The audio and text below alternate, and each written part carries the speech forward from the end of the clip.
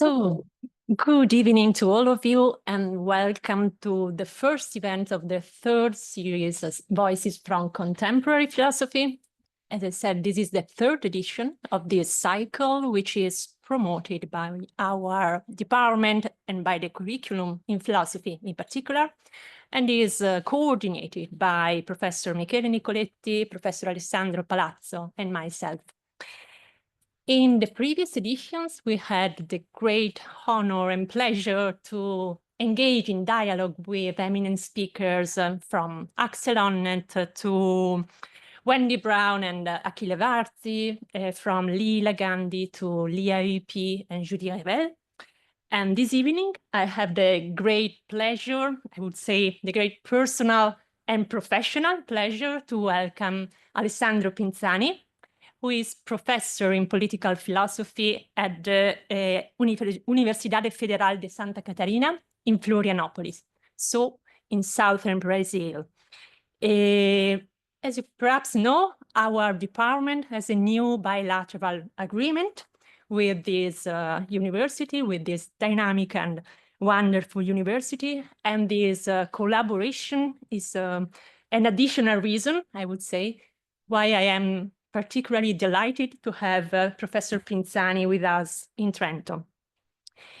He has been living and working in Brazil for more than 20 years now, but as you perhaps may gather, he was born and raised in Florence, and he got his degree there in philosophy with a thesis on Franz Rosenzweig, as he told us this morning. And from Florence, he moved to Germany, and he got his PhD and Habilitation, actually, in Tübingen, so in one of the most prestigious and traditional universities of the philosophical world. He studied the thought of Immanuel Kant, of Jürgen Habermas, but also of a number of classics of political thought, such as, for instance, Machiavelli, but also Rousseau and Hobbes. From Germany, he moved again to New York and Columbia University, and he stayed there for a couple of years, and then finally to Florianópolis in 2004. So this is just to give you the flower of an international career, and also of a career that has experienced and lived the international and cosmopolitan dimension of thought. And I think that this dimension is really clearly visible in his approach to political philosophy.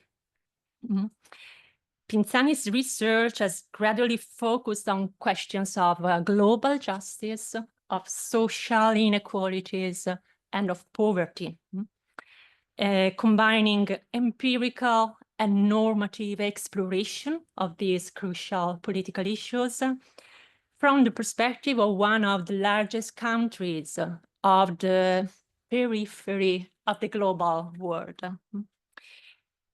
Among his publications in several languages, I will just mention the volume of Introduction to Jürgen Habermas, which was published in 2007 in German by Beck and then translated into Portuguese 2 years later, but also an Italian volume, so Ghirlande di fiori e catene di ferro, a volume exploring institutions and political virtues in great authors as Hobbes, Rousseau, Machiavelli, and Kant. And this one was published in Florence in 2006. The title of his lecture today is Needs and Social Critique, which is also the title of his forthcoming book, so or more or less. And it will be a book which will bring together years of research in social philosophy and social ontology. So before giving the floor to our guest, let me also introduce and thank our two discussants of today's session. So Nacho Escutia Dominguez, who is Associate Professor of Philosophy at the University of Castilla-La Mancha, but who is also visiting professor in Milano at the moment. And Paolo Costa, who is over there, who is a senior researcher in philosophy at the Bruno Kessler Foundation here in Trento. So thank you both for being with us today. But first and foremost, again, thank you to Professor Alessandro Pinzani for accepting our invitation and also for bringing a voice from the global south to us. Alessandro, the floor is all yours, and it's a pleasure to have you here. Thank you very much. Good evening to everyone. Thank you, Tiziana, for your kind words of introduction. It's a pleasure to be here, so it's really, and I mean it. This is not just a way of saying. What I want to discuss with you today is actually a part of this major project I'm working at, will be a book. So without further ado, I would just start with my presentation. In Negative Dialectics, Adorno remarked, quoting Georg Simmel, that in the history of philosophy, the material sufferings of humankind have been astonishingly neglected. Generally speaking, it is amazing that contemporary political philosophy has little interest in the concrete sufferings of billions of people in the world, like the suffering caused by hunger or poverty-related disease. It concentrates rather on questions that seem to concern people living in high-income countries, or that already presuppose the existence of a social safety net that guarantees that the members of society can lead a decent life, a situation unknown to most states and people in the world. There are, of course, remarkable exceptions, such as Thomas Pogge's works on poverty, Adela Cortina's book on aprophobia, the hatred against the poor, or Amartya Sen and Martha Nussbaum's capabilities approach. There is also a growing literature on philosophical aspects of tackling poverty, on distributive theories like sufficientarianism and proletarianism, on the evils of new colonialism, on the problems raised by precariousness and change in the world of labor, and on the catastrophes caused by climate change. Still, if we look at what we can call mainstream academic philosophy, things are different. It seems that in the academic world, the political thought of classical authors such as Hobbes, Kant, Hegel, or Rawls, and themes like multiculturalism, group identity, neoliberalism, or recognition are still much more dominant than poverty and severe social and economic inequality. It is not by chance that in the last decades, the most daring and compelling text on these themes did not come from philosophers in a strict sense, but from scholars from other areas. I'm thinking of much discussed thought-provoking books such as Capital in the 21st Century by the economist Thomas Piketty, or The Spirit Level by the epidemiologist Richard Wilkinson and Kate Pickett. One reason for this may be found in philosophers' tendency to create strongly normative theories that aim at robustness and elegance rather than starting from an empirical description of reality as it is. Of course, there is nothing wrong with strong, normative, elegant, and robust theories. On the contrary. Nevertheless, one is quite disappointed when faced with discussions on inequality that focus on questions such as, should the state pay for plastic surgery to compensate someone for the bad luck of having a crooked, ugly nose? A question discussed, for instance, in many articles by so-called lack egalitarians. One cannot but wonder whether it is reasonable to spend so much time and energy on these topics while leaving aside more daring and pressing questions such as, should the state guarantee decent housing for every citizen? Should we put a salary cap on private jobs to reduce the gap between the richest and the poorest? Should economic power be submitted to the same standard and scrutiny of legitimacy as political power, since it influences our lives at least as dramatically? You normally don't find this kind of question. Why should the economic power be legitimate? Why not? I'm not going to answer this question in this context. Still, I shall try to put back in the center, I shall try to put back in the center of the philosophical discussion on justice a concept that has been rather neglected in the last decades, namely the concept of need. I shall do this to sketch a critical social theory according to which society exists to satisfy human needs, to put it very bluntly. It's more complicated than this, and draws its legitimacy solely from its capacity to do this or to convince its members that it is doing this. In this paper, I will skip several issues and focus on the relation between needs and the existence of society, and on the consequences of this relation for a critical social theory. So I will skip interesting questions like what distinguishes needs and preference from preference, for instance. I won't discuss this here. In this regard, I will first clarify 2 points and give a general definition of the concept of need before discussing their social and political character, and therefore their relevance to social critique. First point.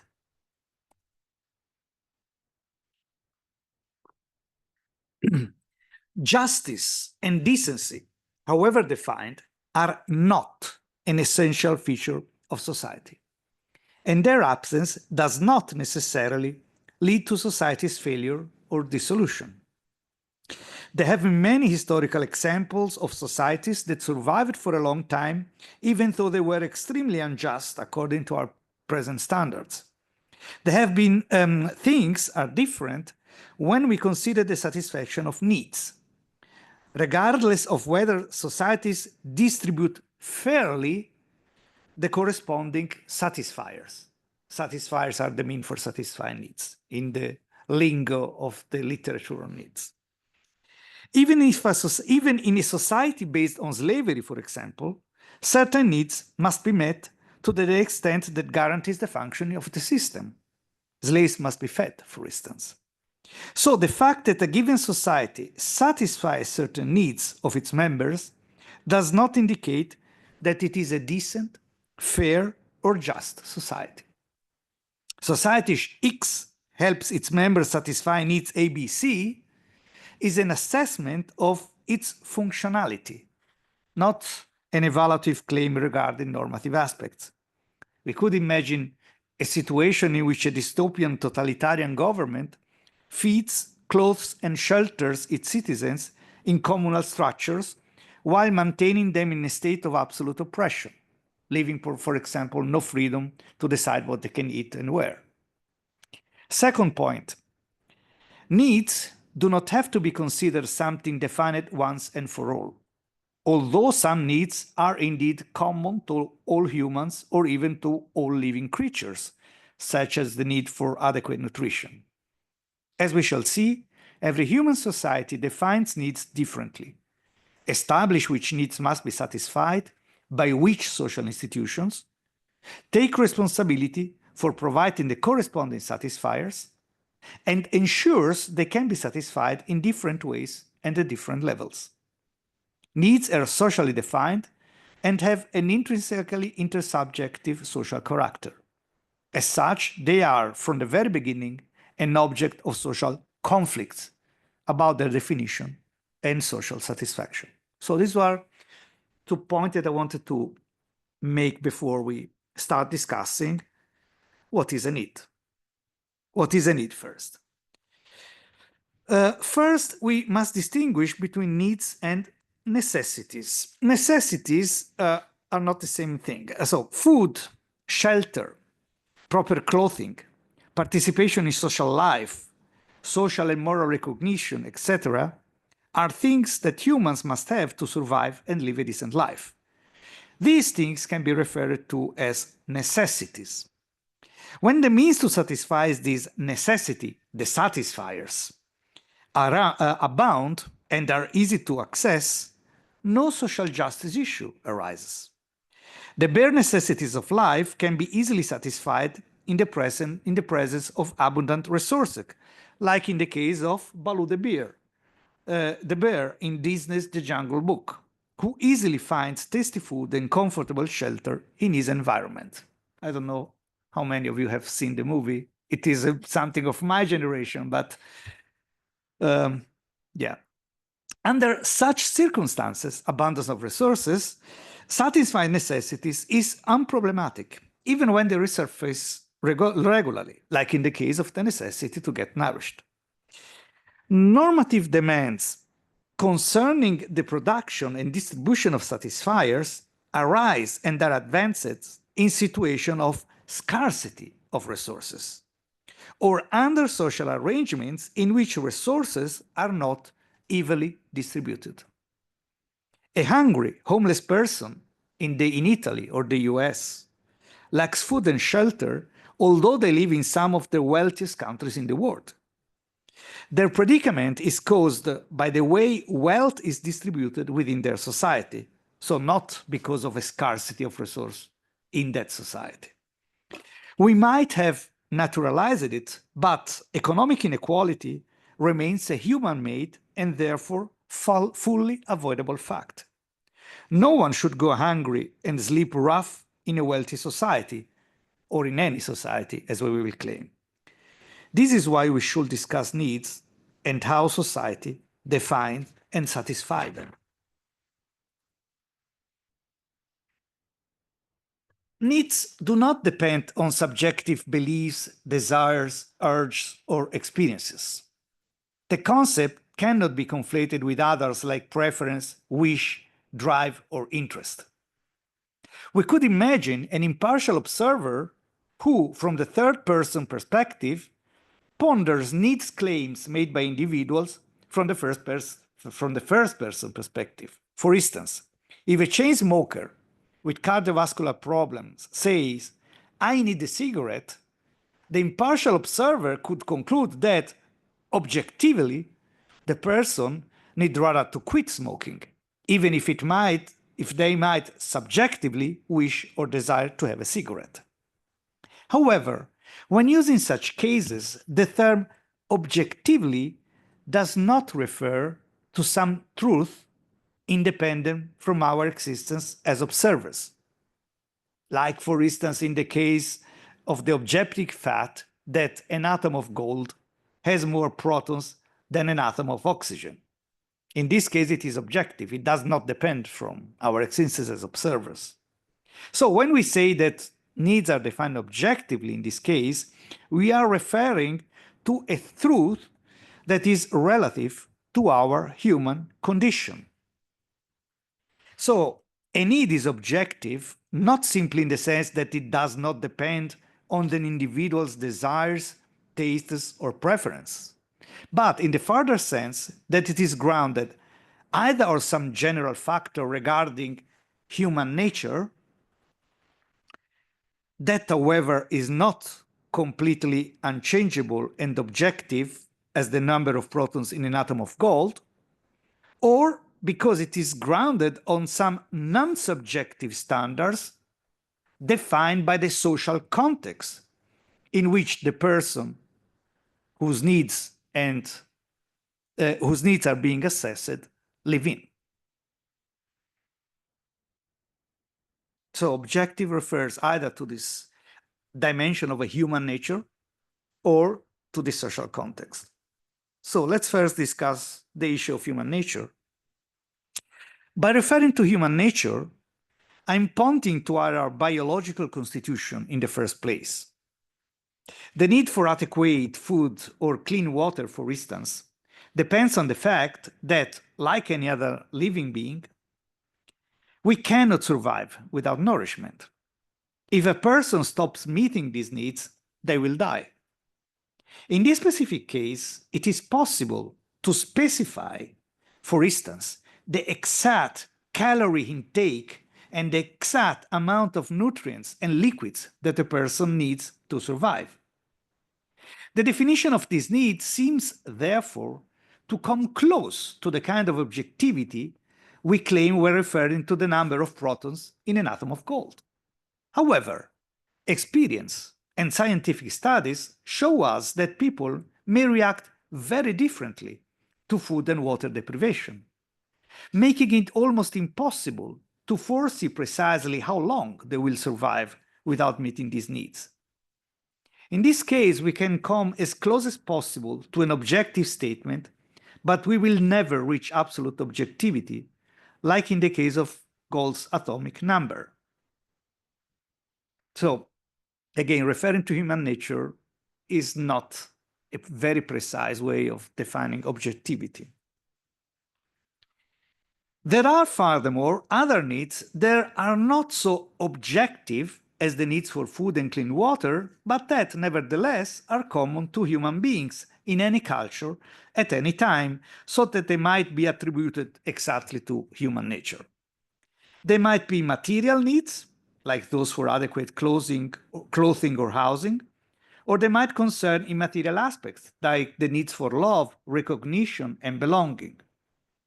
In all these cases, it is problematic to establish objectively how these needs should be concretely defined and by which satisfiers they should be satisfied.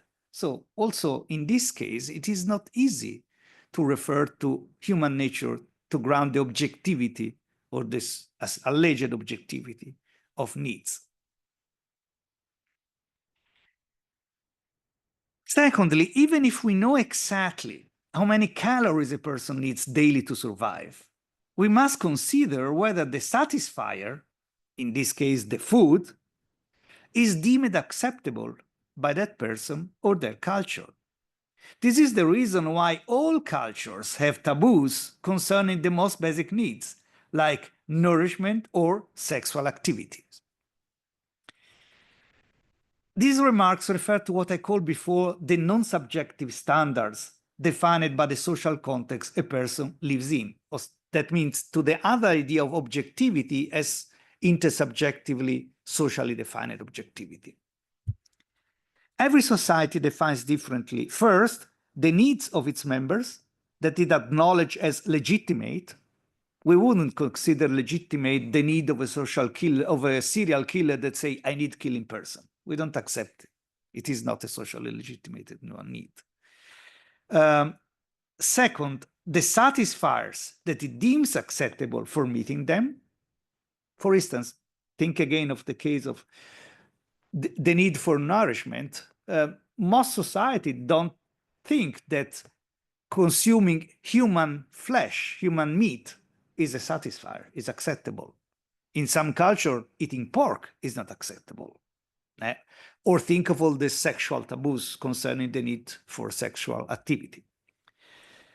Every society decides furthermore which social actors bear the responsibility for making these satisfiers available. In traditional societies, the satisfaction of basic needs is often a communal enterprise. The members of many native peoples in the Amazon, for instance, live in common spaces with no individual dwellings and act together to provide food for the whole community by hunting animals, collecting fruits, or cultivating crops.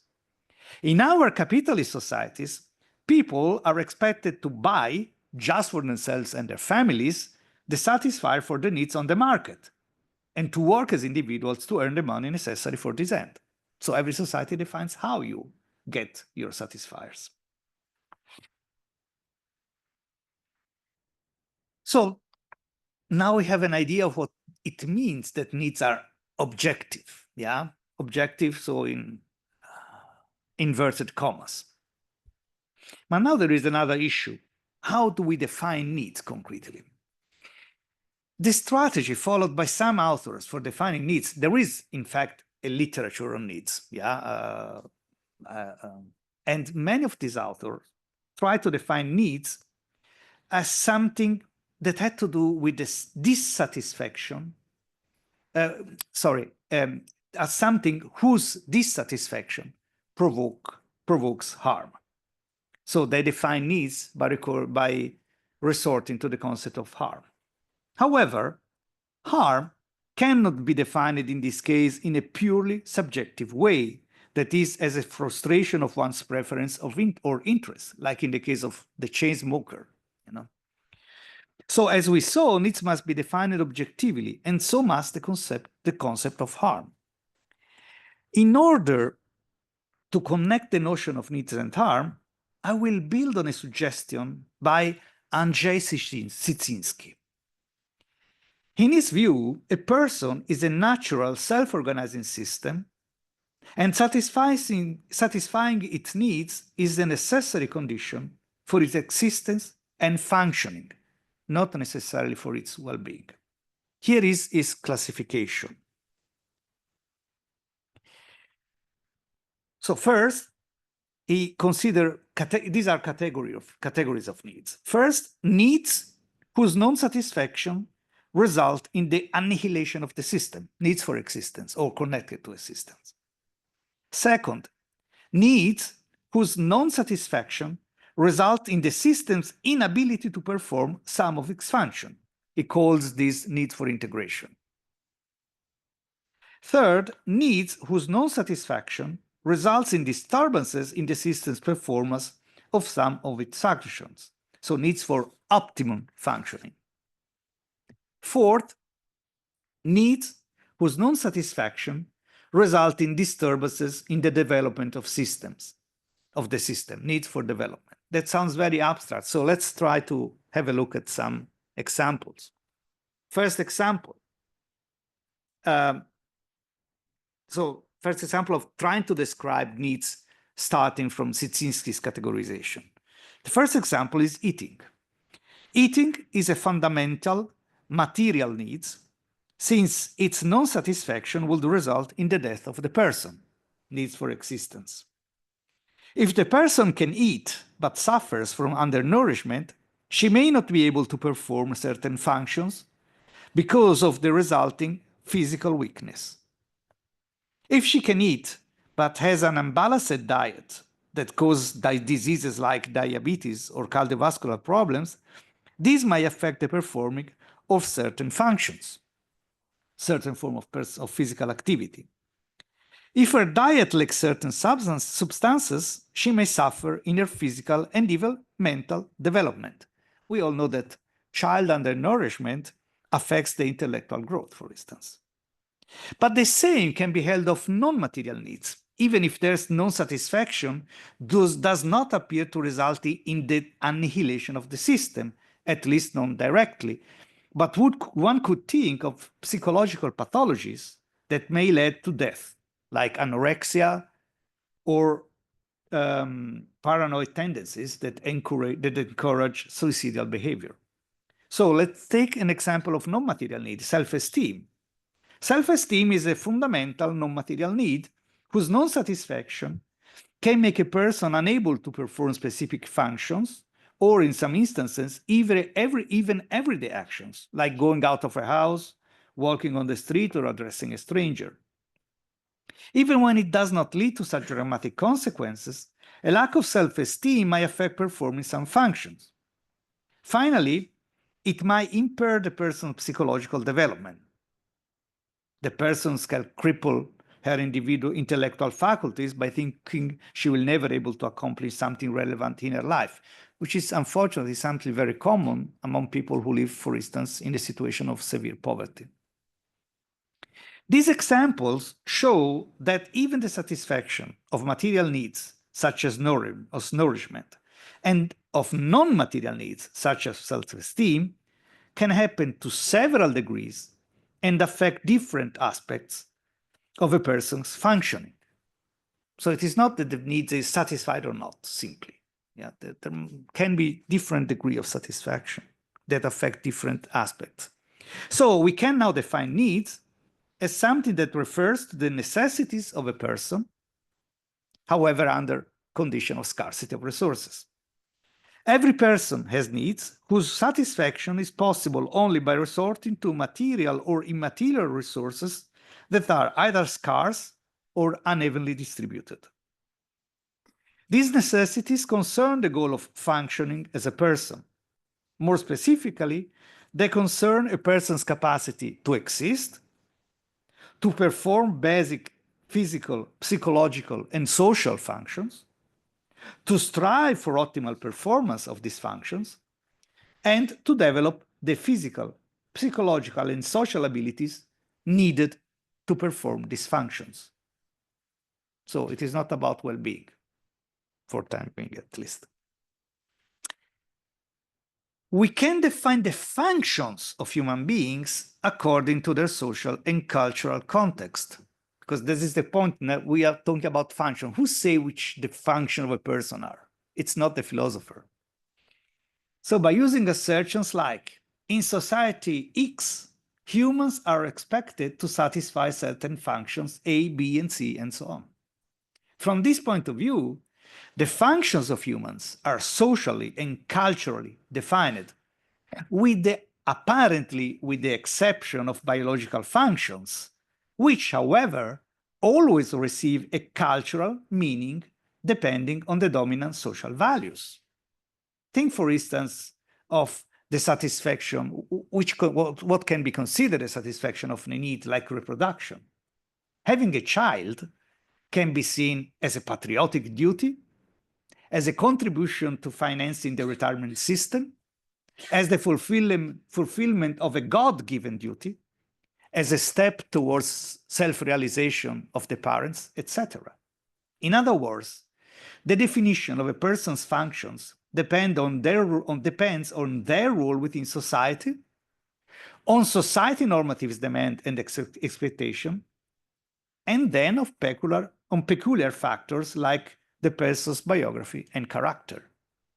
So who establishes what the functions are is not the person, it's society. And every society defines it differently. So you see that this concept of need is much more complicated to be defined. Needs can therefore be evaluated based on the effects of their non-satisfaction on the person according to the functions involved: existence, functioning, development, and the degree of non-satisfaction. This is a crucial theoretical instrument when discussing concrete policies to satisfy needs. It allows establishing priorities not so much among needs, like in many hierarchical theory of needs. Some needs are more fundamental than others. No. It allows establishing priorities among the satisfaction levels of different needs regarding different functions in situations of scarcity of resources. In other words, we are referring to the effects that the non-satisfaction of needs has on the existence, functionings, and development of humans. And this offers criteria for establishing which needs must be met and up to which level, and for diagnosing the harm resulting from the non-satisfaction of these needs. So that's why I think that needs can be a very useful concept for social criticism. Resuming the first part.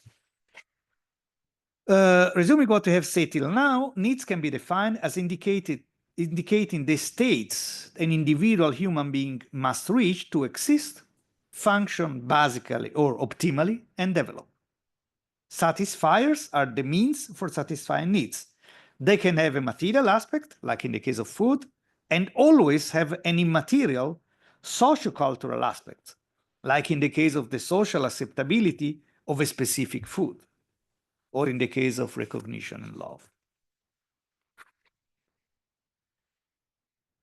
In the second part of my presentation, I will discuss the social and political character of needs. To do so, I will first consider the role of natural language and the relationship between nature and culture. I will then discuss the historical, social, and political dimension of needs. I will do this very shortly, but I hope that at least I will give you some idea and we can discuss it then during the question time, the discussion. First, then, language. We use language not just to communicate with each other or to express our states of minds, as other animals do, but also to explain the world around us and to justify our actions. In this sense, the human being is an animal that can give reasons, although these do not need to be rational as defined by the classical Western conception of rationality, and can refer to a shared metaphysical or religious belief, or to moral norms, ethical views, etc. It is not necessary here to go into the question of how and when, during its natural evolution, Homo sapiens developed this ability. Rather, what matters is that this was the basis for the development of culture. Culture is more than the development of specific habits or different tools. It is a way of interpreting the environment, giving it meaning, explaining natural and social phenomena, and offering reasons to justify norms and behaviors. In this sense, the opposition between nature and culture, on which I will come back in a moment, starts from the false premise that culture is not natural. However, we are cultural animals. Culture is the consequence of the evolved natural characteristics of the species Homo sapiens, which is precisely the ability to interpret linguistically one's behavior by offering explanations and reasons. In doing so, humans seek an explanation from the fact that they have certain needs. The fact that Homo sapiens differentia specifica consists of the capacity to give linguistically formulated reasons is essential for a needs-based theory. Demands concerning needs are at the center of human communication and sociability, as well as at the core of the formation of our personal identity. We become the persons we are by learning to linguistically formulate demands concerning our needs. Babies, for instance, express their bodily needs concerning care and protection through cries and gestures, and cannot yet offer reason for advancing normative demands based on them. However, when they grow up and learn a natural language, their needs can be linguistically articulated and serve as a basis for normative expectations. That means that linguistic mediation is a necessary element for transforming bodily needs, which are something in the realm of what is, into normative demands, something which is in the realm of what should be. Another equally necessary element is their transformation into relational needs. This happens when we become aware that we must relate to other persons to satisfy them. In other words, through the awareness that we are inserted into a wider social context and depend on others, we can move from the baby's simple cry for help to a linguistically mediated normative demand toward others whose cooperation we expect. It is not the social philosopher who unduly grounds this normative demand. The individuals themselves ground their demands on their needs and open thereby a debate with others. However, we must still explain what kind of normativity is involved in this process. As we saw, an unmet need leads to objectively identifiable harm concerning the existence, development, and functioning of a human being. The kind of normativity connected to satisfying needs refers to the objective necessity of doing so. A child must eat to avoid the harm caused by malnutrition. An addict person must stop taking drugs to avoid the harm caused by these substances. More simply, a person must take a remedy to avoid the harm caused by their headache. The need must be satisfied for the harm to be avoided. On the other hand, this is not yet a claim that the need should or ought to be satisfied. The first kind of normativity, must, claims refers to factual necessity. The second, ought to or should claim, refers to moral necessity. To explain how to go from the first to the second, we will now readdress the relationship between nature and culture. Otherwise, we incur in the typical is-out fallacy. We have needs, therefore we should satisfy them. So back to nature and culture. From a historical naturalistic perspective, human needs are neither given nor the expression of an unchangeable human nature as a naive naturalistic view thinks. So there is no necessity of assuming that there is something like an unchangeable human nature. This does not mean, however, that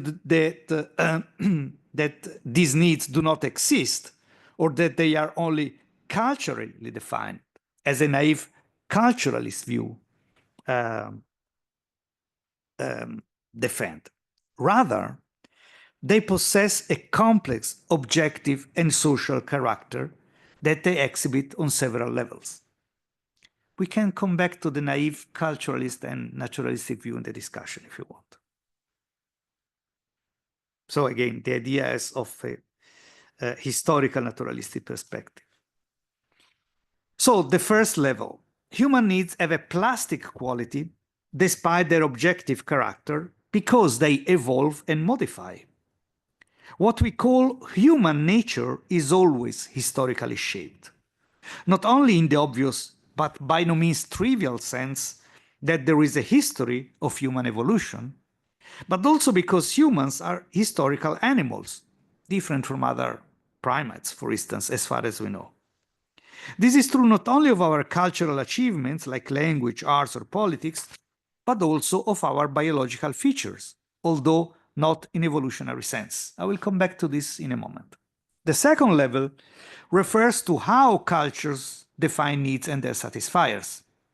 The process through which we became human did not mean the complete renunciation of animal needs, the needs that we share with other animals, but implied their redefinition.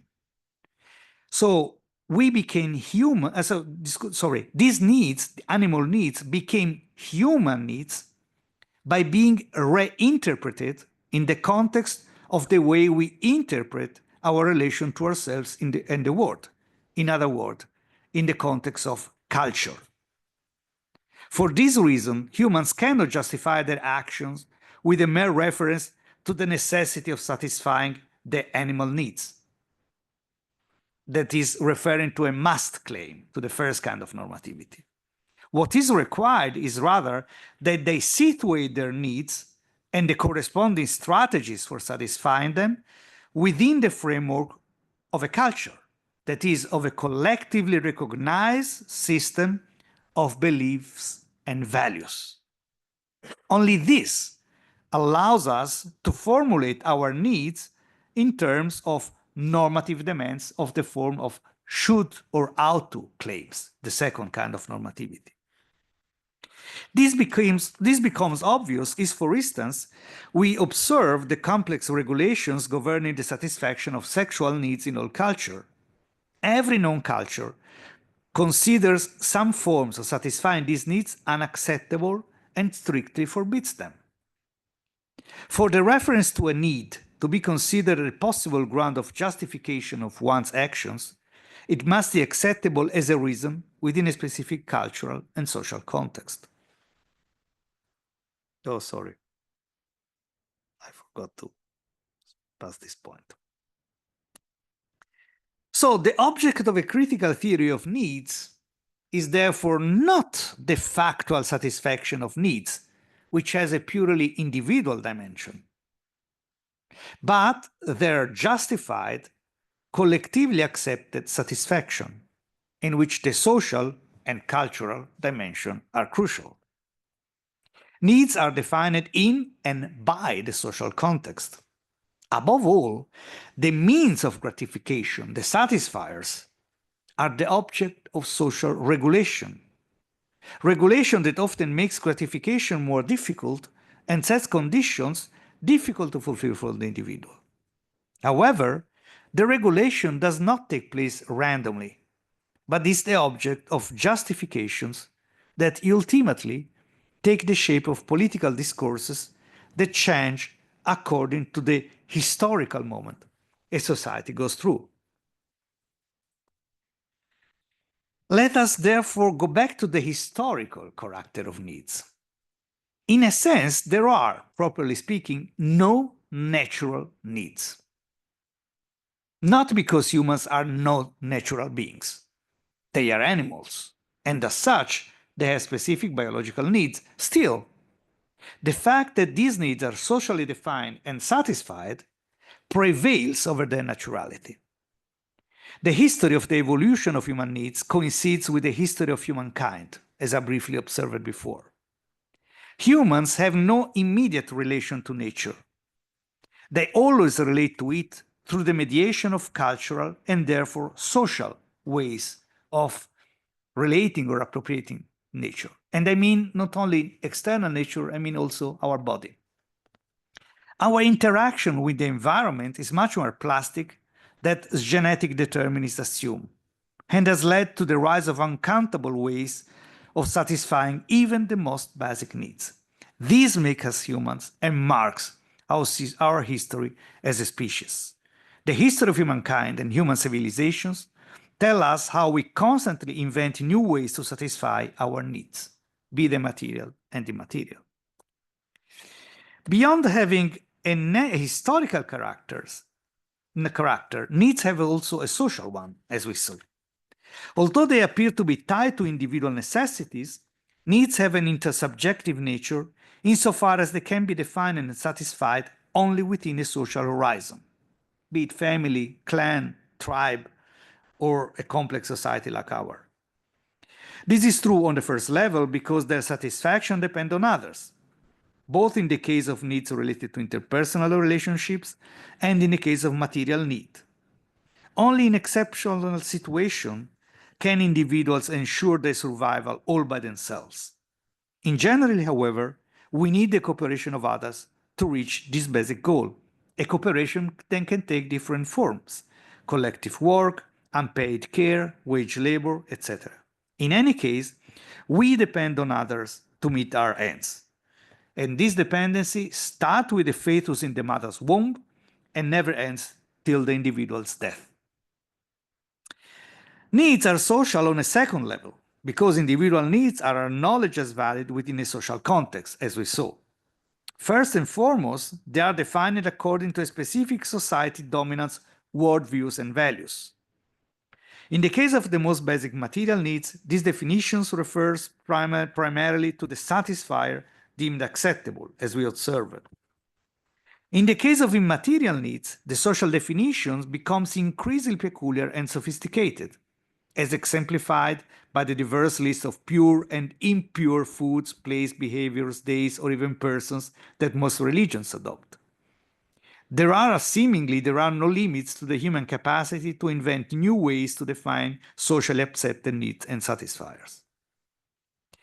Beyond defining needs and the corresponding satisfier, societies identify the social actors expected to deliver the latter. They could be individuals themselves, private or public enterprise and corporations, or governments. Governments in the widest sense, a king, an aristocracy, a junta, etc. From this point of view, needs could be classified according to the way they can be socially satisfied. This means that a social theory of needs must focus on the satisfiers and the kinds of satisfaction as much on the needs themselves. Oh, sorry, this was the relevant slide. A political theory of needs. So till now I've talked about a social theory of needs. A political theory of needs must focus on the political mechanisms that regulate the processes of defining acceptable needs and satisfiers and identifying the relevant social actors. When dealing with societies organized around process of collective decision-making, like democratic societies, the starting point of the theory should be the idea that the members of a society can reach an agreement on the acceptability or reasonableness of claim over needs advanced by other members. In democratic societies, this background agreement should be reached through public mechanisms and justify the transformation of needs into moral demands or even legal claims. It should be possible to identify at least a certain core of socially acknowledged needs whose satisfaction should be granted by society. After all, what allows reaching a background agreement on the reasonable of needs claims is the acknowledgement of the existence of fundamental needs within a certain society. Of course, it is not up to theoreticians to establish which needs should be met by society. When it comes to defining needs, it is always possible and likely that social groups advance normative demands concerning new needs. That is, that they propose a list of needs that, according to their claim, should be satisfied by society, but do not coincide with those traditionally acknowledged or as legitimate by society. From this point of view, struggles for recognition and redistribution, as defined by Fraser and Honneth, for instance, coalesce into struggles for the redefinition of needs and or their satisfiers.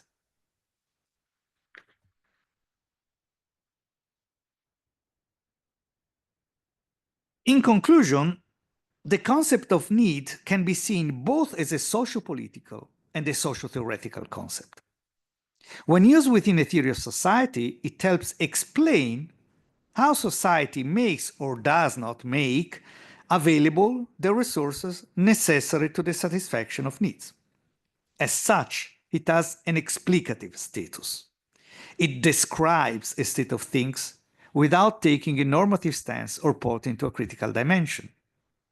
But when mobilized within the frame of social philosophy, it assumes immediately a critical or normative character, since it indicates a necessity that society is expected to satisfy directly by making available to its members the corresponding satisfiers, or indirectly by granting to its members the conditions under which they can look for satisfiers. Society becomes then responsible for the satisfaction of the needs of its members, and this can demand from it that helps them in their quest for satisfiers. I started with Adorno and will finish with him. According to Adorno, the ultimate goal of society is the preservation and satisfaction of mankind, although this is not its only task. Without this goal, the very concept of society will be devoid of meaning. Therefore, a society that has the instruments to achieve this goal, and does not do so in the name of the interests of the few, cannot be considered a rational society. According to Adorno, one of the main tasks of a critical theory of society is to draw attention to the contradiction between the circumstance that society causes avoidable suffering, for instance, through poverty, and the fact that it has the technological potential to satisfy all the basic needs of individuals. This is a practical contradiction. That is, it is not internal to some theory about society, but to society itself. Critical theory starts precisely from the finding that there is an inherent contradiction in its object, and intends to criticize this contradiction immanently. It raises questions like the following ones. How comes a society so wealthy, so technologically advanced, and so firmly convinced of its moral superiority tolerates poverty? How can it justify the existence of poverty in the name of individual property rights and individual freedom, like in the case of Nozick's theory? For instance, if inequality unavoidably generates misery, should society be adjusted and made more equal? What kind of society leaves its members to starve and live in inhuman conditions for the sake of private poverty and in the name of an alleged individual merit? Does such a society go against the raison d'etre of every society? Is such a society unnatural in a sense? Answering such questions is the main task of a critical social philosophy. Thank you for your attention.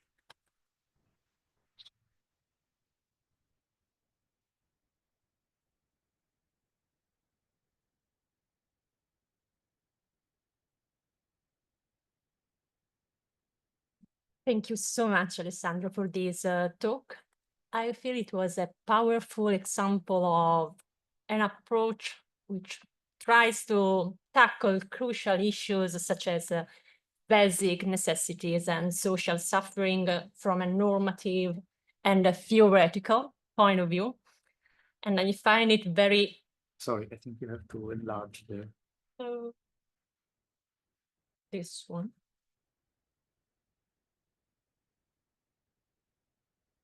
Oh, no, no. No idea. It doesn't Well. matter. Okay. We will take it like that.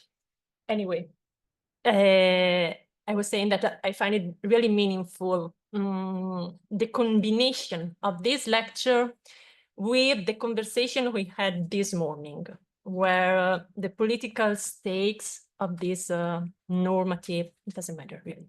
No. Okay.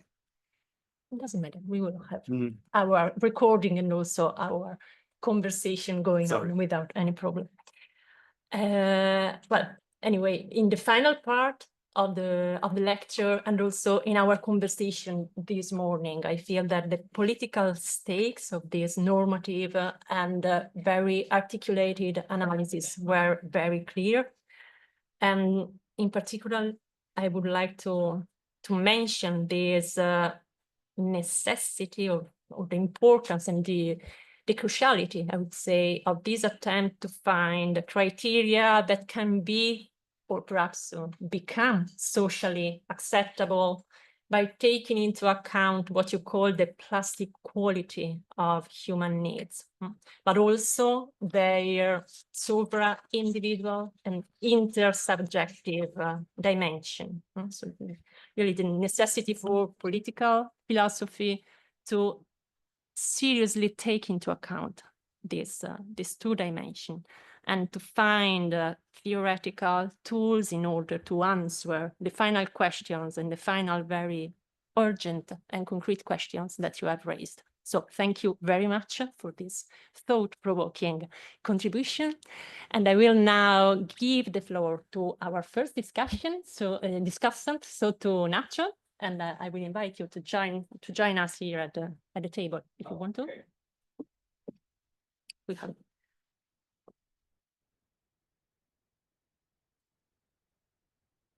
Again, you have the floor, and thank you. Okay. The microphone. Thanks to you, really, Tiziana. Well, first of all, I would like to thank to the Professor Pinzani for this yes, a strong speech, strong reasons to debate what you have bring here, and sure, I'm honored to, as a colleague of you, to have the chance of debating and discussing these ideas. Yeah, in this way also, I would like to give you the thanks for this invitation and make properly this chance, of discussing in this context. So yeah, trying to not to make it long in order to give you all also the chance to participate on this debate. Yeah, as I told you before, as I was watching on your speech from the first time that I had a relation with it, yeah, the spectres of Marx, as Derrida said, no? And a hard question about the sense of philosophy. But I also told you that one of the things that I really found in your test is the necessity of precisely answering to these last questions that you were pointing out.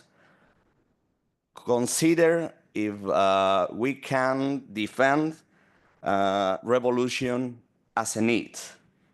Of course, revolution as a need, taking into account that we cannot hold anymore the violence of capitalism, and taking into account that obviously, and this at least is obvious from my point of view, that poverty, inequality are constitutive parts of that what we can call the political theology apparatus of capitalism. And yeah, something clear even from the proto-liberalism of Kant, that kind of dialectics, that kind of fighting, in the end, that competition takes a fundamental and essential part in the work of capitalism. But not only is the way that capitalism properly is making, we can say, the meaning of life. Because it's this kind of a stimulation, it's this kind of lack of chance that pushing to the fight and creating that kind of image which remember us to the Renaissance thinkers, which makes properly the democratic aesthetism. When we attend, for example, the texts of the Ordo Liberalensis, which are on the base of the foundation of the current Europe after the Second World War, they are talking about the social market idea, considering that, and for example, Hayek, even if it's not exactly an ordoliberalism, also is talking about the market as the better way to make democratic citizens once that the democratic citizen doesn't born by itself. It's something that effectively has to be culturally created, culturally shaped. Okay, taking into account all these kind of things, and mainly that poverty, inequality are clear constitutive parts of neoliberal capitalism, how we can take a revolution as a need, once that, of course, a revolution can also can avoid precisely the life. Because if I remember all the points of Szyszynski, yeah, a revolution can avoid the life, can make functional the current system. So it's difficult to legitimate a revolution as a need.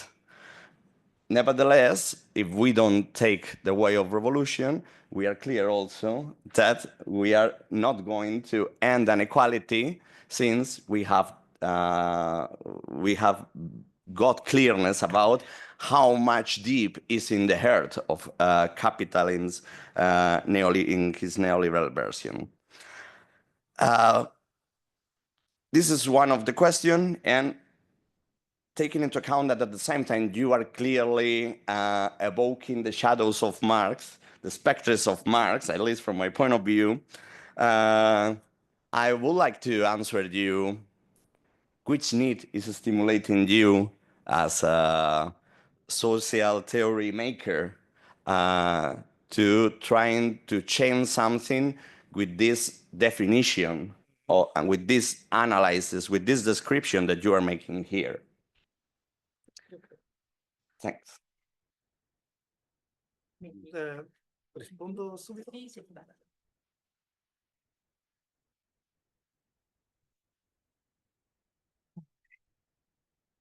Well, thank you very much for your questions, Nacho. They are all very, very interesting. Maybe I will start with the last one.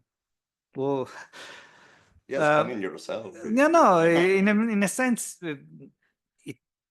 why a theory of needs? For instance, why a basic theory of needs? Why not talking about rights? So allow me first to make a short biographical, let's say, consideration. Those who were this morning at our discussion know already that I participated for many years. It was a long field research in a field research on poverty in Brazil. And we interviewed hundreds, literally hundreds of women who participate in a social program called Bolsa Família, but I won't discuss this now. The interesting thing is that we always tried also to discuss their condition, you know, to let them talk about their situation, how they saw their situation of severe poverty, because we didn't want to come, you know, like, okay, we know perfectly well why you are poor and what does it mean to be poor. So we asked them.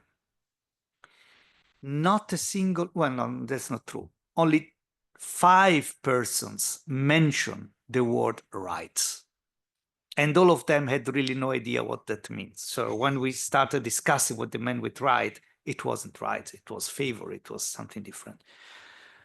So I would say the grammar of rights is something very foreign to them.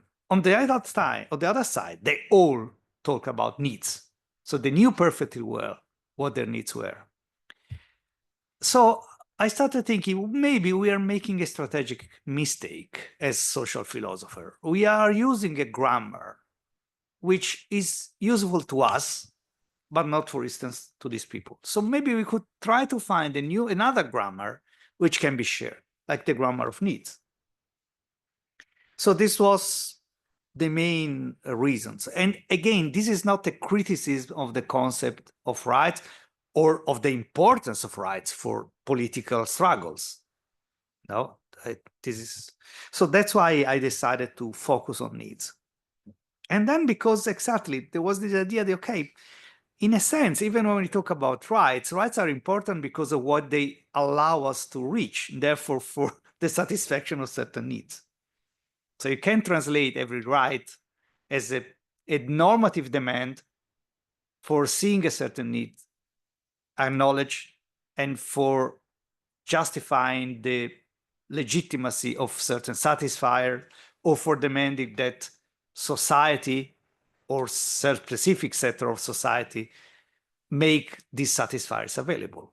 When you say we have the need to free education, we are saying we have a right to free education or to free healthcare. We are saying I have a need to be an educated person within this society, and certain institutions should make the satisfiers available to me. So you can translate rights in terms of needs, and vice versa. So you can transform a normative demand concerning needs in a normative demand concerning rights. But I won't discuss here now the pro and contra of doing this. So this is the first point. The second point, the needs for revolution. I would say revolution is not a need to be satisfied, it is a satisfier to another need, which is precisely the need not to live under the duress which is provoked by the unfair distribution of available resources. This is the need. You need, so it is not just the need to see all your necessities satisfied all the time. This might be very unreasonable. Historically, it has been an utopic thinking. So historically, in most society, you had scarcity of resources. But now we are in a society which, also thanks to capitalism, is able to produce, it has the technology capacity of producing enough resources, but still distribute them unfairly. Yeah, yes, increasingly. Well, I would say from the very beginning, so always. Yeah, so more or less, it's another question. So if the idea is we have a need to not to suffer under this kind of duress because there is no objective reason for this. There is no reason why, again, people should sleep rough in the street in this society. This society has the technical means, the economic means to avoid this. This is an old kind of criticism. Interestingly, some of the first example of this criticism directed to Western society, to Western modern society, came from Native American thinkers. who, when they, because we often tend to think of the process of what became at the end the colonization and violent conquest of the Americas was in a sense an Einbahnstraße, a one-way road, like the European comes, conquer, and that's it. Well, at the beginning, at least, the process was so that the Europeans realized that they were facing a different culture, and there was a reciprocal curiosity. And so many representatives of the native people came also to Europe and looked at the European society, not only as slaves or as exotic specimens of an animal species, like it was also the case, but sometimes really as, I would say, almost ambassador or representative of the people. So there was a dialogue, an intercultural dialogue. And some of the most interesting arguments that these people, these intellectuals, I would call them, not philosophers, because philosopher is a very specific way of being intellectual. So these intellectuals, when they talked with French or English people about French and English society, one of the remarks that most they made was, why do we have people starving? Why do we have people living in the street? We don't. If someone is hungry, we feed them. If someone has no place to sleep, we let them come to us. Why don't you do this? You say you are Christians. Why do you do this? In a sense, this question still resonates, still makes sense. Why do we accept that there are people living outside? Because of the right of property. So the right of property is more important than the right to life. This is the way, again, every society defines its priority. This is our priority. Property is more relevant than life. Okay, so again, I would say revolution is then not a need, it is a satisfier. And then I come to the last question. At least I would identify these three questions. There are maybe more, but the question of capitalism. The problem with capitalism is not only that it is unjust and unequal. Historically, we have had so many societies that were unjust and unequal. As I say, justice and decency are not necessary or essential features of a society. The point is that, in my view, the reason that the raison d'être, I use the French expression because in English sounds the reason of being, so the reason why you have societies, every societal forms, it doesn't have to be a big national society, it can be a clan, a family, a tribe, a religious sect, is that its members, its members need society to have the ability to access to the satisfiers for their needs, generally speaking. Then, of course, you can have society which are based on exploration and therefore use some of its members to create the satisfied. But in any way, let's say the raison d'être of society is to help its members to have access to the satisfiers.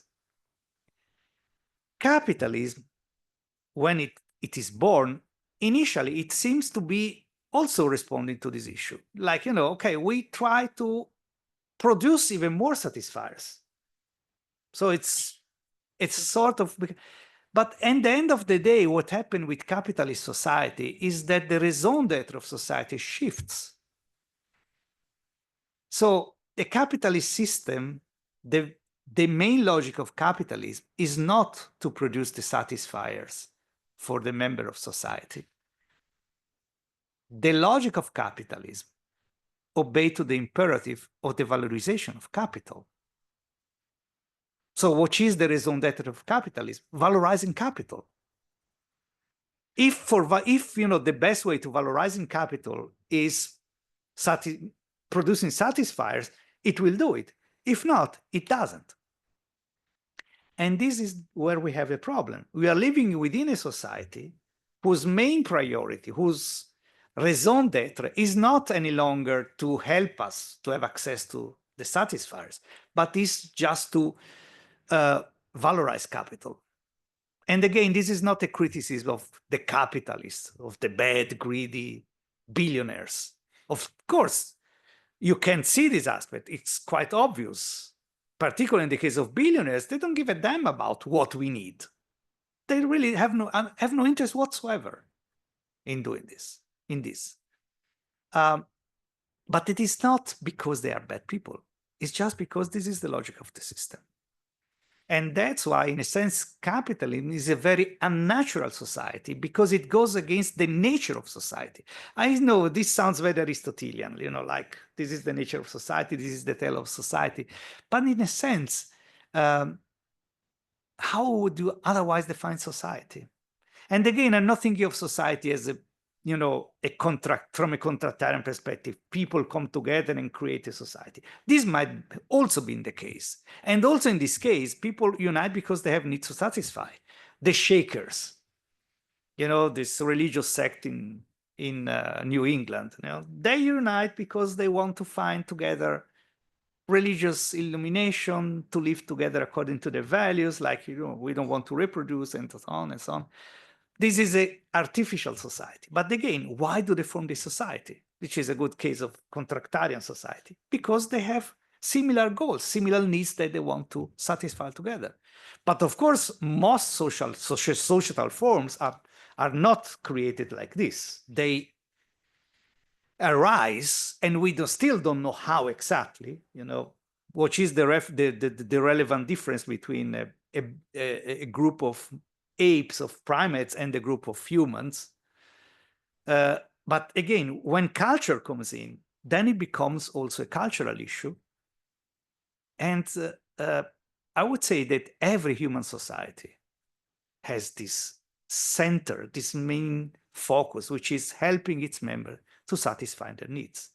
And what we have at present is a society in which this has changed completely.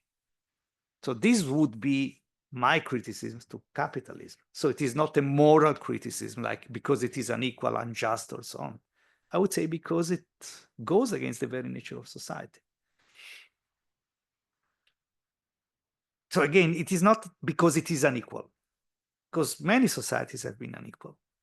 I don't know whether this is an answer, but yeah, I would like to say a lot of things I have to say, but yeah, in order to continue in a good way the debate. Yeah. We will have the dinner for that. Yeah, exactly. oh no. You are not going to escape, so easy, I have to say. Thank Thank you, you, Nacho. Paolo, do you want to join us?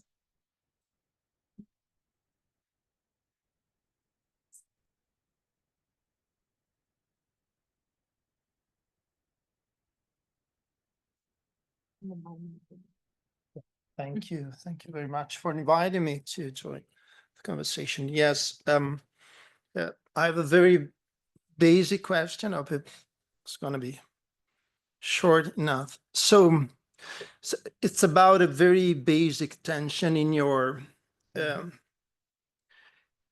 presentation, yeah. But it's a basic tension that I detect in all critical theory, yeah. So when I think about needs, yeah, I think about human nature, okay. But critical theory has traditionally had a very ambivalent relationship with human nature, and that is the way I make sense of this ambivalence. Is that, of course, critical theory is on the side of agency, activity. You criticize society because, of course, you want it to be free, you want it to be active, you want to be exactly critical against something, and not be passive, of course. So it's a very agential kind of attitude. So emancipation, self-determination are the goals of critical theory. But of course, but then you can have, of course, self-determination as just an expression of wishful thinking, just a very, very, very dreamy attitude towards reality. So maybe you don't want to have that sort of thing. So, for example, if you have Marx, of course, Marx is against this attitude. It's not, and as you said, it's not just about hope or or you can have also a very thin understanding of freedom, a very negative freedom. So self-determination is simply, yeah, you have wishes, you don't want to be interfered with these desires and preferences. It's a very thin way. So you reintroduce human nature in terms of needs, in terms of the passivity coming in. So you want to start from a very situated kind of, and so you wanted to know something about human nature. But as I see this wavering between these two poles of the human condition, agency on the one side and passivity on the other side, I think that here Hegel is very helpful in this. You see their attention between the role of necessity and freedom in human life. So I think, well, when you introduce needs, in a sense, you introduce something that has to do with necessity, human life, but not in the sense, in a non-dialectical understanding of necessity. You introduce necessity in order to have a better understanding of freedom. Yeah, of course. So at the beginning of your presentation, you introduced the distinction between necessities and needs. But all at once, the distinction sort of disappeared, vanished, went away. Yeah. And I wonder why. And I have a sense that it's very unpopular, in a sense, to introduce this aspect, because I have a sense that there is a really fear or something, a horror of determination in our attitude towards life today. So self-determination is usually understood in a way that makes necessity sort of useless, or it's not there anymore. But for me, for critical theory is, well, the task of critical theory and the way critical theory is honest is to make explicit the point of balance, of equilibrium between necessity and freedom, that you think it's sensible, it is reasonable. And on my understanding of the point, I think that the tradition of critical theory sort of lost contact with this core aspect of the human condition. And if you lose contact with that, I do think that you lose something crucial. And of course, it's a struggle, as I said at the beginning. If you think about Marx, of course, and Karl Marx, of course, there is something very problematic about the way, but the way you understand the role of necessity in history, for example. Yeah. But I don't see a way out of this conundrum if you don't take seriously this aspect. Yeah. And so, well, just in a couple of words, my question is, yes, tell us something more about the distinction between necessities and needs, of course. Because for me, the problem is to find sort of, you can re-articulate or reformulate the distinction by saying that you need to focus on this necessity side of needs. Okay. Yeah. Thank you very much, Paolo. Terrific question. That allows me also elaborating on this point of human nature.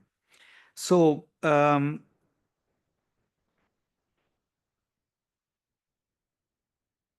I wouldn't say that I adopt a deterministic point of view or a naturalistic point of view. As I mentioned briefly, I don't like naive naturalist view according to which, human nature is the same, has remained the same. You find it in many evolutionary psychologists, like say, oh, we are still, our brain are wired like in Pleistocene and so on and so on.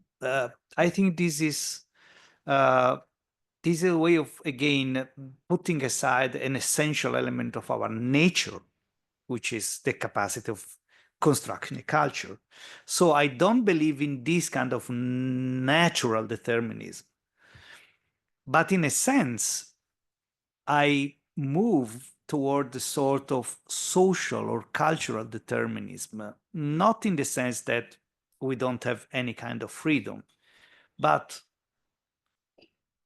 I see freedom a la Hegel, like I think Hegel understands freedom, as determined from the very beginning by the very possibility that our social context leave us open. That means freedom or self-determination or autonomy. These are different concepts, but if we bundle them together, we can say this has to do with the idea that I can do something without being forced. Yeah. So let's use now this concept without making the necessary distinction that we should make, and I try also to make in the book. Our freedom is always has always a certain scope which does not depend on us. So in this sense, it is not something that either we have it or we don't. This is one of the major mistakes that certain liberal authors do. For instance, you mentioned before Hayek. Well, this is I'm free or I'm not free. Well, no.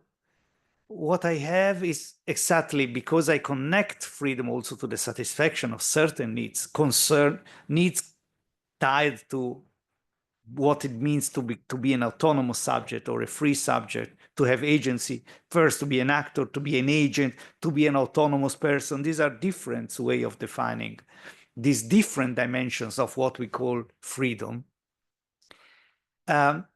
Like for other needs, it depends very much on the level of satisfaction and on the sphere of satisfaction.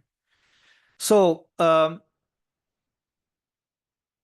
it is not that either we are free or we are not. We may have more freedom, define it as a capacity of acting, define it as agency, or define it as self-determination in different aspects. But you can't just say of a person that this person is free. This makes no sense. This is an empty description, although we use it the whole time. But this is not how things are. So I would say I would connect the idea of agency, of self-determination, again, what we call autonomy, to our capacity to access to the satisfiers of specific needs which are connected to all these dimensions. So if I go back to the example of the women we interviewed living in severe poverty, they do not have access to the satisfier to meet needs connected to the needs of being, for instance, an agent in the sense of, for instance, planning your life. They cannot plan their life because they don't have the material condition for this. It is not about intellectual capacity, which is something we all in certain periods of our life have this experience. Particularly when you are a young person and you think about your future and you think, can I plan my life if I don't know how I will survive in the next years? So imagine this on the daily level. People who don't know every day whether they will find a way for surviving, for finding food and so on. These people are not autonomous because they lack the satisfiers for satisfying one of the main needs for being autonomous in a more relevant sense, namely having the ability of planning your life. So you can define all this concept, being an actor, being an agent, be a self-determined agent, being autonomous. You can define them according to the kind of needs that must be satisfied and according to the level in which they are satisfied. So my answer to the question of are we determined or not will be yes, we are, but that doesn't mean that we are fully determined. We have the possibility of finding a space of autonomy, but how big this space will be depends on a lot of conditions that are not in our power as individuals, but are in our power as members of a collective. Because again, if these conditions are socially defined, the conditions of our freedom are socially defined, we as members of society can change these conditions through our action, which is exactly what political and social struggles are about. You know, when, say, women fought for political rights, they were fighting for autonomy. When workers fought for political rights, they were fighting for autonomy. So these were really a matter about being able to control your life, to have a control of your life, to build a different society. And then again, it makes a difference if you are born as a worker in the early 19th century under the Restoration, in which probably if you try to fight this fight, you will end up in a prison or even executed, or if you are a worker in the late 19th century, in which you have already certain rights. Yeah? So you are more free, you are more autonomous, you are. So my answer would probably be this. I would not renounce the idea of emancipation, the ideal of emancipation, which is the guiding ideal of critical theory, but I will be very much aware of the material condition for the realization of this ideal. And I will connect it, yes, to human nature as I defined it before, namely as connected to our capacity of giving and asking for reasons. So I don't know whether I answered all your questions, because the one, Yeah, if I only can. Yeah.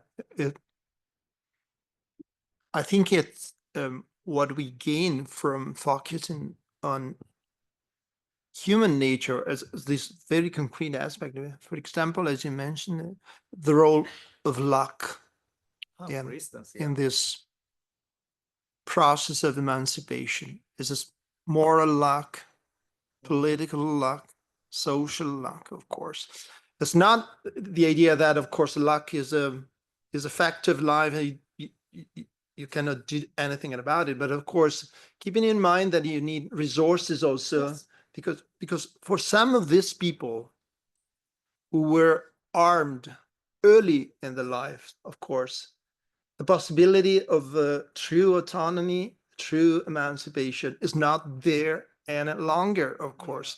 But this doesn't exempt you from finding a way to grant them some forms of freedom, yes, that is compatible, of course, with human nature in this sense, of course, that incorporates this element of luck. That is a sort of tragic side of the human condition. Yes, but then you know, this is the yeah, you're right. But again, this is the point of individual fate or destiny, although this might affect a group, which is, again, reality is dialectic, because they are affected as a social group by severe poverty, but they tend to see severe poverty as their personal fate, because this is also a psychological consequence of living in such a state. Is tunneling. You focus on your problems, you don't see the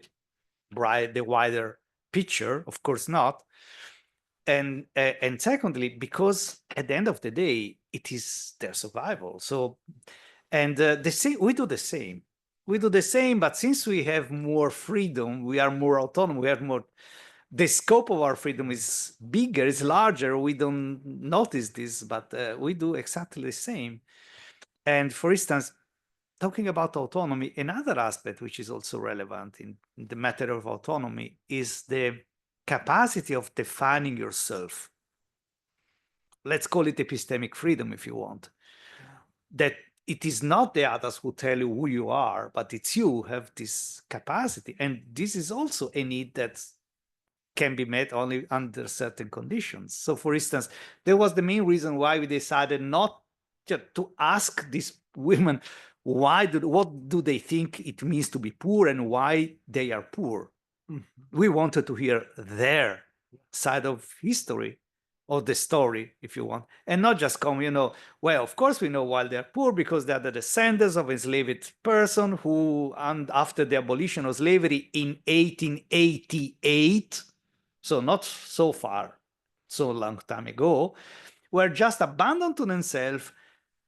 They legally might not possess land, and of course they went in the only places in which nobody wanted the land. So of course they live in very poor regions where there is no way to. So it is maybe it is also a matter of luck, in the sense, if you are born in one of this family, it's bad luck. Yeah. Absolutely. And then, what does it mean to be autonomous? Well, a first step could be define yourself. You tell me who you are. It's not me that comes to you and tell you, oh, you are just a poor person. Yeah. So again, let's put it like this. This morning we talk about relational ontologies. Now I say the individuals is just a knot in a network of relationships. It's not a substance with qualities. I would now go a little bit farther and say individuals are bundles of needs. Like Hume, we are bundles of sensation. Well, individuals are bundle of needs. And we are defined according to the kind of needs that we have and to the way in which we are able to satisfy our needs. And that includes needs about agency, autonomy, animal needs, immaterial needs, metaphysical needs. I mean, also the need for us, to find a meaning to our life and the universe. This is a human need, nothing against it. And it is answered differently. And some individuals have it more than other or less than other. I'm not a religious person, for instance, not at all. But that doesn't mean that I don't have metaphysical needs in the sense of trying to find a meaning to life. So in this sense, I'm not referring to needs as usually in the theory, in many theory of needs, as the most basic needs, or needs like yes, recognition, but basically it's about material stuff. No, for me, needs are what define us as beings. And then you have all the other kind of problems that critical theory discuss, false needs. But I don't know, maybe we can discuss this in the another. Thank you very much. Thank you, Paolo. Thank you so much, both of you. I don't know if there are any questions on your part. Okay. We also have a mobile microphone.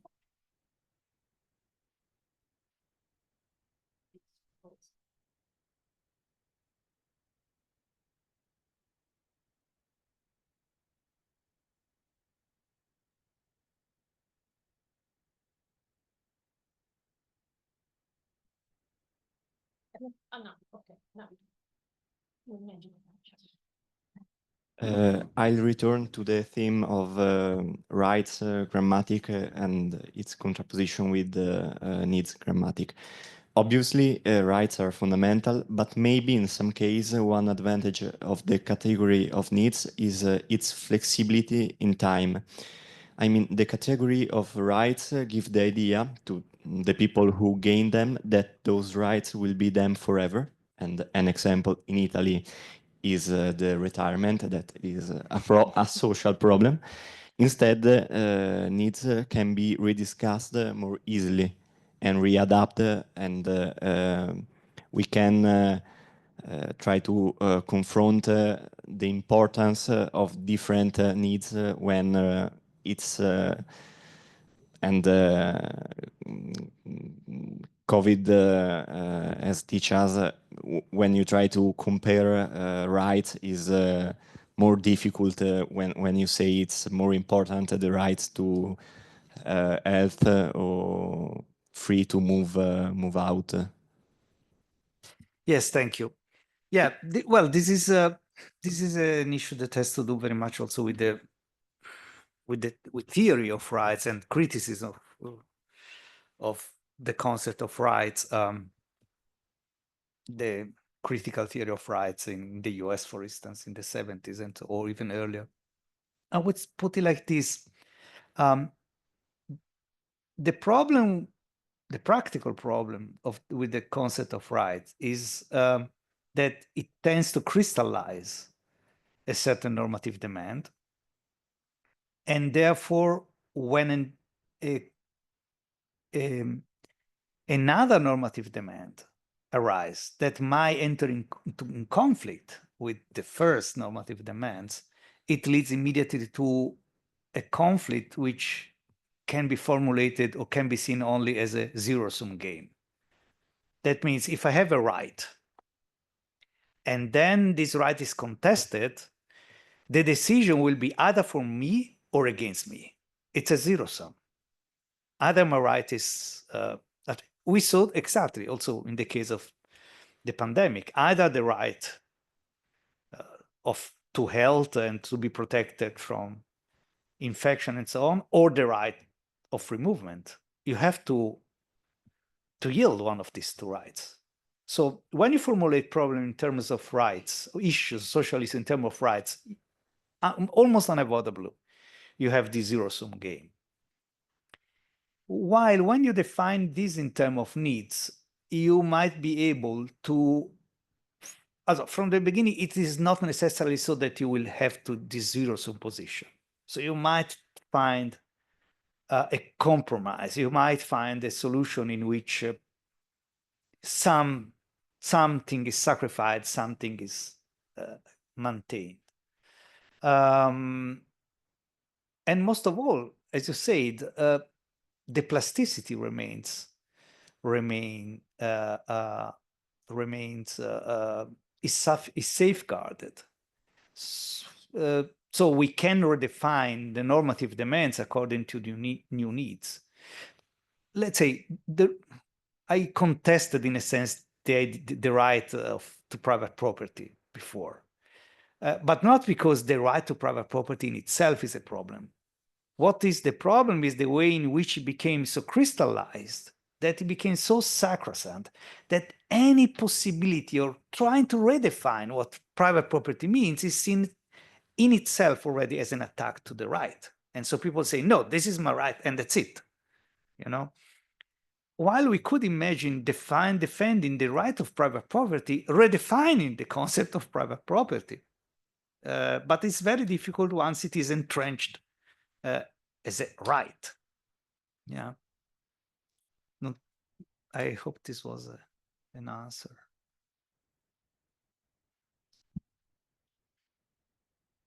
Any other questions? We maybe have still time for one quick question, if any. Can we do that for dinner, if you don't mind? It's very late. I mean, we are running out of time. It was just an attempt to give the floor to some students or to some colleagues, if any, again. Otherwise, maybe I think that we had a very dense philosophical day, so we can stop there. I'm very thankful for this rich discussion. I feel that we have touched upon different theoretical nuances, but all of them testify to this urgency to rethink and to redesign the social grammar. So I found it very effective as a reformulation. And maybe this will require us to combine a grammar of rights and the grammar of needs, as you showed. But in the end, all of this will aim or will allow us to try and modify the logic of the system. So, because as you made clear in answering to Paolo, but also in the last answer you have just given, the modification of the system is still a goal, notwithstanding all your caution and all your reminding of structures and determinations. But of course, this demands us to be very much aware of the material conditions of agency and emancipation and autonomy, which is something that political philosophy, but also perhaps moral philosophy, tends to forget. So thank you for having reminded us all of this network of material conditions. And thanks to all of you for having been here until so late. And our next appointment will be in early April with François Hartog, and you are very much welcome to join us again. Thank you.